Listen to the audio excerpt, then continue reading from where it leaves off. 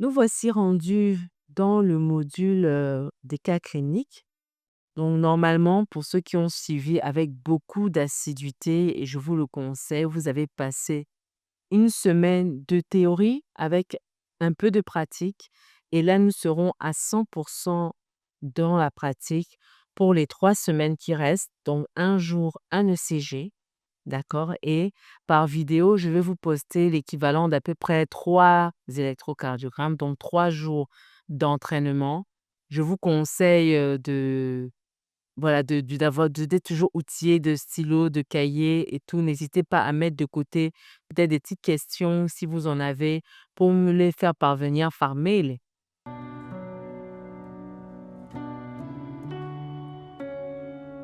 Bien le numéro de téléphone qui est inscrit pour l'inscription et je me ferai un plaisir de vous répondre. Voilà, donc c'est parti. Un jour, un ECG, J1, donc ECG numéro 1. C'est donc l'occasion d'appliquer tout ce que nous avons vu, notamment la méthodologie. Et je vous laisse donc interpréter comme d'habitude. Mettez pause pour vous laisser le temps et revenez quand vous êtes prêt pour la correction. Le seul livre existant qui vous parle de la prise en charge de l'hypertension artérielle sur le sujet noir africain, selon les recommandations africaines et internationales. Des notions fondamentales aux avancées les plus récentes. 15 000 francs CFA en Afrique de l'Ouest et centrale, 30 € en Occident. Livraison rapide, disponible partout dans le monde en français et anglais. Indispensable pour les étudiants en médecine de la première à l'année de thèse. Médecin généraliste, résident en cardiologie, médecin du travail, infirmier. 7 bonus inédits. ECG, MAPA, nutrition africaine, anti-HTA et autres surprises. Plus de 120 références bibliographiques. Faites la différence dans la vie de vos patients en leur proposant une prise en charge contextualisée à l'environnement africain. Commandez maintenant, soit en cliquant sur le lien en dessous de la vidéo ou en contactant directement sur WhatsApp le plus 237 695 91 45 11. Alors, correction, nous y sommes. Premièrement, les critères de validité. Vous n'avez aucune information sur le malade, nom, prénom, âge, sexe, ni sur la maladie, indication, traitement. Maintenant, concernant le tracé, vous avez 12 dérivations, ça c'est déjà très bien. Mais vous n'avez pas l'unité d'Ashman qui correspond à l'étalonnage. Vous n'avez pas la vitesse de déroulement qui est normalement 25 millimètres par seconde. Et vous devez calculer les critères mathématiques, à savoir, est-ce que l'amplitude du QRS en D2 est égale à l'amplitude du QRS en D1 plus l'amplitude du QRS en D3. Voilà. Donc, je vous laisse donc vérifier tout cela. En supposant que ces critères soient validés, nous allons entrer dans l'analyse proprement dite. Est-ce que nous sommes face à un rythme sinusal? Nous avons vérifié. Chaque QRS est précédé d'une onde P. Les ondes P sont positives en D2, D3 et en AVF, négatives en AVR, et l'intervalle PR est égal à 1, 2, 3, 4. Donc 4 fois 4, 16 centièmes de seconde. Donc oui, nous avons un intervalle PR normal et fixe. Donc nous sommes bel et bien dans un rythme sinusal. Est-ce que ce rythme sinusal est régulier? Oui. Pourquoi? Les intervalles RR sont équidistants et si on calcule la fréquence cardiaque, il nous suffit de faire 1500, n'est-ce pas? 1500 divisé par le nombre de petits carreaux, dont nous sommes à 60 battements par minute. Par la suite, l'axe du QRS, D1 positif, AVF positif, donc dans sa globalité, axe normal. Nous allons maintenant regarder la position électrique, n'est-ce pas? V5 et V6 ressemblent plus à AVF qu'à AVL, donc nous sommes bien et bien dans une position électrique dite verticale. Et maintenant, l'onde P. Alors, cette onde P, elle est intéressante parce que sa morphologie est bifide, c'est-à-dire de Bose. Deuxièmement, en termes de durée, elle fait 1, 2, 3, 4. Donc, elle dépasse les 12 centièmes de seconde. Elle a 160 centièmes de seconde, d'accord? L'amplitude, c'est 3 petits tarots. d'accord, 1, 2, 3. Donc là, j'ai mis 2 dizaines de millivolts, mais en fait, c'est carrément c'est 3 dizaines de millivolts.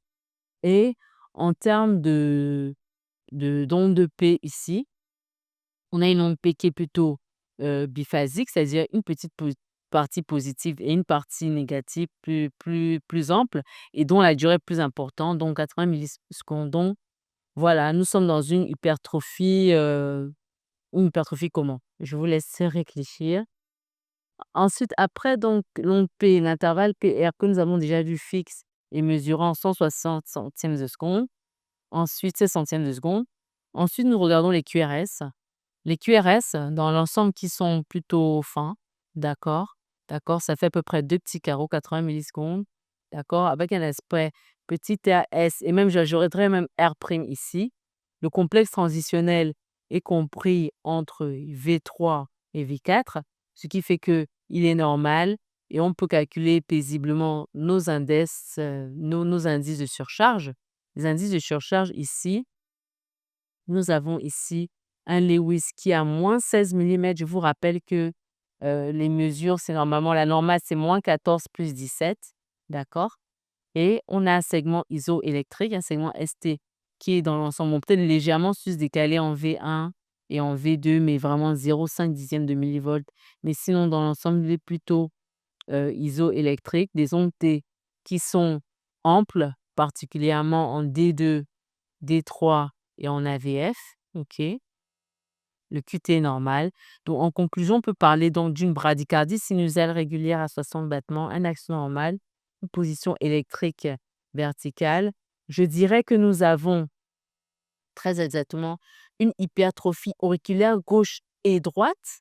Droite, pourquoi? Parce qu'on a compté ensemble, n'est-ce pas, l'amplitude de l'onde P ici, qui faisait donc 3 dixièmes de millivolts. D'accord? Un aspect RSR', d'accord, des indices de surcharge normaux. Une ischémie sous-endocardique, d'accord? Sous-endocardique, pourquoi? Surtout en inférieur avec des ondes T qui sont plutôt amples, d'accord? Et avec cet aspect RSR' et un QRS kiné qui est plutôt fin, mais du fait de la morphologie et du fait même des troubles de la condition avec les ondes S, ils sont même négatifs en V1, mais amples et tout dans les autres dérivations, notamment inférieures. On peut évoquer aussi un, un bloc de branche droit complet, incomplet plutôt, un bloc de branche droit incomplet. Donc, je vais corriger, si vous voulez, ma propre correction en ajoutant hypertrophie biauriculaire et bloc de branche droit incomplet, avec donc cette ischémie-là qui correspond plutôt à des troubles secondaires de la repolarisation. Donc voilà pour la correction de cette premier électrocardiogramme. J'espère que les choses sont très claires. N'hésitez pas à me poser des questions. Nous allons enchaîner avec le deuxième électrocardiogramme que je vais vous laisser analyser, donc appuyer sur pause et on se dit à tout à l'heure pour la correction. Donc correction, on est de retour. Alors pareil, critères de validité qui ne sont pas ici. Ensuite, rythme sinusal, oui. D'accord. Régulier, oui. Fréquence cardiaque, vous l'avez calculé, on va comparer tout à l'heure. Alors, l'onde de P ici, elle a un aspect plutôt triangulaire dans l'ensemble. En tout cas, le sommet est pointu, ça c'est sûr. La durée, alors, elle est de 80 millisecondes, mais l'amplitude, elle est de 3 dixièmes de millivolts, ça c'est clair. Elle n'est pas très visible en V1, mais elle a l'air globalement négative, hein, notamment ici. D'accord? Enfin, si elle est bien visible, là voilà.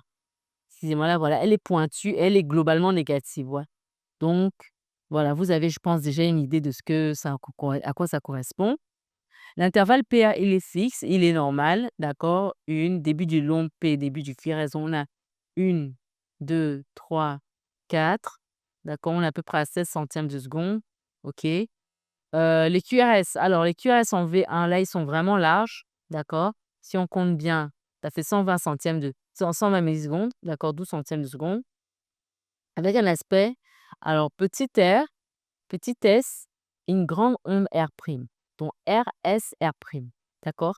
C'est en V1, V2, ça continue même, ça continue, la largeur du QRS, avec en V5, V6, un aspect empâté, comme on dit souvent, de l'onde S, d'accord? En D1 et en AVL, on a carrément un aspect QS, OK? Et vraiment un aspect un peu empâté de l'onde R en D2, D3, ainsi qu'en AVL. Voilà, donc dans l'ensemble, on a plutôt des QRS larges, OK? Des indices de surcharge, bon, je vous laisse les calculer. Le complexe transitionnel qui est compris plutôt entre quoi et quoi? Déjà, il n'y a pas de complexe transitionnel ici. Donc le Sokolov, lui, vous ne pouvez pas le calculer ici, d'accord? Mais vous pouvez calculer le Cornell ainsi que le Lewis. Alors, qu'est-ce que ça donne?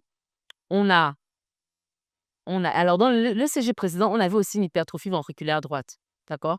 On avait un Lewis à -16, donc pour ceux qui étaient attentifs, hypertrophie ventriculaire droite.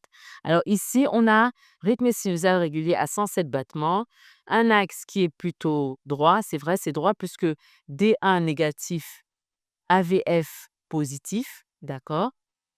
L'onde P est triangulaire avec une amplitude qui est augmentée, d'accord? Les QRS sont larges, on les a décrits. Le Lewis est à -18 mm, donc il est au-delà de la normale, d'accord? Le segment ST, bon, globalement isoélectrique.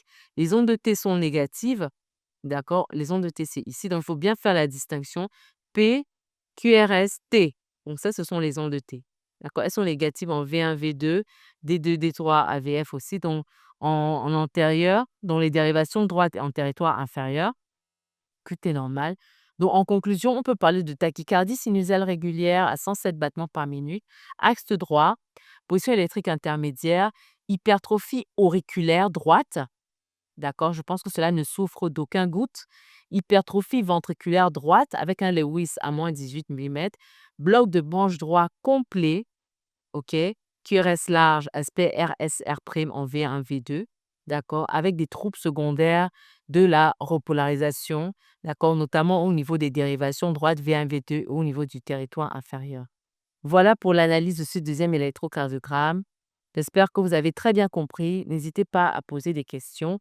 Nous passons maintenant au dernier ECG de cette vidéo que je vous laisse en analyser. Pause et on se retrouve pour la correction. Alors, correction. Alors, premièrement, donc, la question est de savoir, est-ce que, après avoir vérifié les critères de validité, est-ce qu'il s'agit d'un rythme sinusal? Très bien. Vous avez donc la dérivation longue ici, d'accord? Mais vous pouvez déjà dire que déjà il y a les QRS, ça c'est sûr, qui sont chacune précédées d'une onde P.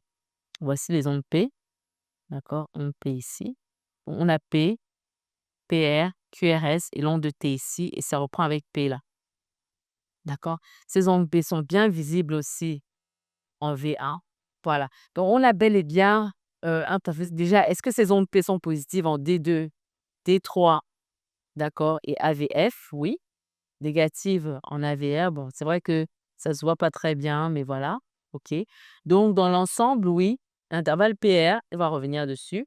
D'accord, voilà, on va revenir sur l'intervalle PR parce que c'est là-bas que tout se joue. Donc nous sommes dans un rythme sinusal, pour ça, il y a pas de souci. Maintenant, on analyse donc, l'axe, le rythme est sinusal régulier, d'accord? Je vous laisse calculer la fréquence cardiaque. L'axe, OK, vous comparez D1, AVF qui sont positifs, dont l'axe est normal. La position électrique, d'accord? Pour regarder donc V5, V6 comparativement à AVL et AVF, je dirais position électrique intermédiaire. Et ensuite, maintenant, vous regardez les QRS. Les QRS qui sont plutôt larges, hein. Je ne sais pas pour vous, mais moi, je trouve qu'ils sont plutôt larges. Là, ça se voit très bien que c'est 120 millisecondes, d'accord? Avec un aspect presque de RR', OK? En V5, V6 notamment, V5, V6, d'accord? OK. Et on a ensuite, donc je vous laisse faire les indices de surcharge et tout. Le ST est plutôt sous-décalé, notamment dans les précordiales gauche et les ondes T sont négatives. Donc, vous décrivez toujours décrire ce que vous voyez et ensuite faites l'analyse pour conclure. Donc nous sommes dans un rythme sinusal régulier à 65 battements, l'axe est normal. Position électrique, bon moi j'ai mis, horizontale mais bon, Si on regarde bien, oui, c'est horizontal dans le sens où, en fait, là, on a une petite onde S qu'on ne retrouve pas en V5, V6. Donc oui, horizontal. Alors, complexe transitionnel V3, V4, les indices de surcharge. Sokolov est à 38, d'accord. Il y a des troubles de la repolarisation, OK. Donc en conclusion, on peut parler donc l'intervalle PR, voilà, c'est là-bas, en fait, c'est ça qui est vraiment frappant. Quand vous voyez l'intervalle PR, il est vraiment allongé. Il est franchement allongé et il est autour de ces 8 petits carreaux, donc et même plus, hein, c'est plus de 8 petits carreaux, d'accord? Si on compte, ça fait presque 10 petits carreaux, donc on est à peu près à 400 millisecondes, ce qui est énorme. J'ai mis 350, mais c'est plus en fait, d'accord? Donc c'est un intervalle PR qui dépasse les 12 centièmes les 20 centièmes de seconde de très loin, d'accord? Donc très, très long et nous avons un aspect de bloc de branche gauche, en fait. On a bien vu que les QRS étaient larges. On a aspect en RR'. Bon, il y a mieux que ça comme RR', mais je peux vous rassurer, on est dans un bloc de branche gauche complet, inaturé du QRS, avec des troubles secondaires de la repolarisation. Voilà. Alors, une question que l'on pourrait se poser, et avec, comment dirais-je, avec, de manière absolument légitime, c'est que quand on regarde déjà en V1, V2, on a globalement un aspect QS et surtout, on a un sus-décalage du ST qui englobe l'onde de T. Ça, c'est visible en V1, V2 et on a un sous-décalage en inférieur, donc D2, D3 et AVF, qui pourrait nous faire dire: «Ben, tiens, en fait, on a ST+ en antérieur avec image en miroir non seulement en inférieur, mais aussi en latéral». Parce que si on regarde V5, V6, D1 et AVL. Donc, est-ce que ce trouble de secondaire de la repolarisation, c'est des troubles secondaires de la repolarisation heu, liés au bloc de branche gauche? Ou bien ce sont en fait des troubles de la repolarisation primaire en rapport avec un ST+.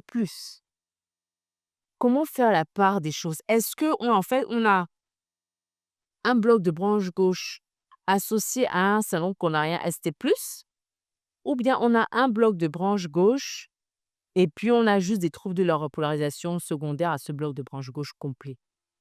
Donc voilà un peu le petit piège, le petit en tout cas pour ceux qui sont attentifs, ça ils auraient dû et c'est normal de se poser cette question. Alors comment faire la part des choses? Ben, en fait, on a ce qu'on appelle les critères de Sgarbossa et aujourd'hui, on parle même de Sgarbossa-Smith, OK? Qui nous disent qu'en fait, normalement, en cas de ST+, il y a une concordance. Il y a une concordance, notamment en dehors de V1, V3, il doit y avoir une concordance. C'est-à-dire que si vous avez un QRS qui est positif, le ST, on doit avoir un ST+, voilà, avec une onde de T positive aussi. Pareil, si vous avez, enfin, disons, vous devez avoir au moins un ST+, d'accord? C'est-à-dire QRS positif, ST+, sus-décalage du ST. QRS négatif, ST à moins, sous-décalage du ST. Donc ça, c'est ce qu'on appelle la concordance. D'accord? C'est-à-dire que le QRS et le ST vont dans le même sens. QRS positif, ST positif. QRS négatif, ST négatif. OK?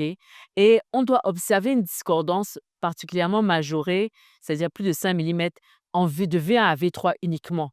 Donc dans les précordiales droites, par exemple, en particulier, on doit avoir plutôt une discordance, c'est-à-dire QRS négatif, mais un ST fortement positif.